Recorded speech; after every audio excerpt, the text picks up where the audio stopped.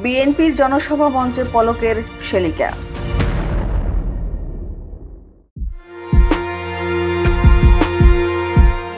সাবেক আইসিটি প্রতিমন্ত্রী অ্যাডভোকেট জুনায়েদ আহমেদ পলকের শেলিকা ও দ্বীপ মেডিকেলের মালিক ডাক্তার ফারজানা রহমান দৃষ্টির দেখা মিলল বিএনপির এক জনসভা মঞ্চে।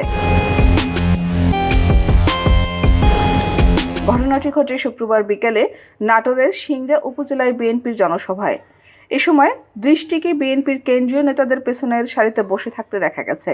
এ নিয়ে বিএনপির নেতাকর্মীদের মধ্যে ক্ষুব্ধ প্রতিক্রিয়া লক্ষ্য করা গেছে।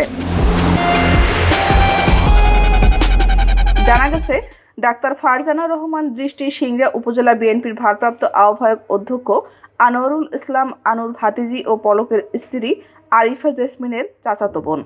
অনুষ্ঠানে থাকা কয়েকজন বিএনপির নেতা নাম প্রকাশ না করার শর্তে বলেন, ফারজানা রহমান দৃষ্টি আওয়ামী লীগের শাসনামলে পলকের দাপুটে মুক্তিযোদ্ধা কমপ্লেক্স ভবন ভাড়া নিয়ে ক্লিনিক পরিচালনা করেছেন।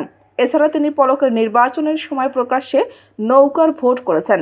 জয় বাংলা অ্যাওয়ার্ডও নিয়েছেন পলকের প্রভাবে। বিএনপির নেতাকর্মীরা বলেন, সাধারণ কর্মীরা গত 15 বছর নির্যাতিত হলেও এই সুবিধাবাদী লোকজন সবসময় সুবিধায় থাকে। ভারপ্রাপ্ত আহ্বায়ক অধ্যক্ষ আনোয়ারুল ইসলাম আনু সাবেক আইসিটি প্রতিমন্ত্রী পলকের চাচা শ্বশুর হওয়ায় সুবিধাজনক অবস্থানে ছিলেন। তাই এখন আওয়ামী লীগের সুবিধাপ্রাপ্ত ফারজানাকে বিএনপির বানানোর চেষ্টা করছেন আনোয়ারুল ইসলাম আনু।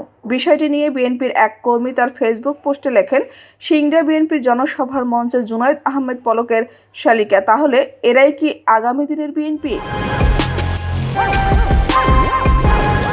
সামাজিক যোগাযোগ মাধ্যম ও বিএনপির নেতাদের অভিযোগের বিষয়ে ফারজানা রহমান দৃষ্টি জানান, তিনি কোনো রাজনৈতিক দলের সঙ্গে জড়িত না। শুক্রবার বিএনপির জনসভার জন্য বিকেলে তিনি কোনো যানবাহন না পাওয়ায় সিংড়া বাস স্ট্যান্ডের ক্লিনিক থেকে হেঁটে হাসপাতালের পাশে তার চেম্বারে যাচ্ছিলেন। এ সময় তার পরিচিত কয়েকজন তাকে মঞ্চে ডাকলে কিছু সময় সেখানে ছিলেন। সিংড়া উপজেলা বিএনপির ভারপ্রাপ্ত আহ্বায়ক অধ্যক্ষ আনোয়ারুল ইসলাম আনু বলেন, তাকে কে মঞ্চে তুলেছে সেটা আমি জানি না। ফারজানা রহমান দৃষ্টি বিগত দিনে আওয়ামী লীগের নির্বাচনী প্রচারণায় পলকের স্ত্রীর সঙ্গে সরাসরি অংশগ্রহণ করেন। এছাড়া সজীব অজেদ জয়ের কাছ থেকে ইয়ং বাংলার অ্যাওয়ার্ড গ্রহণ করেন। এছাড়াও সাবেক শিক্ষামন্ত্রী দীপুমণি ডিজিটাল বাংলাদেশ দিবসের অ্যাওয়ার্ডও সাবেক পররাষ্ট্রমন্ত্রী AK আব্দুল মোমেন তাকে জয়িতা অ্যাওয়ার্ড প্রদান করেন। শুক্রবার বিকেলে সিংড়া উপজেলা বিএনপি আয়োজিত জনসভায় সভাপতিত্ব করেন উপজেলা বিএনপির ভারপ্রাপ্ত আহ্বায়ক অধ্যাপক আনোয়ারুল ইসলাম আনু।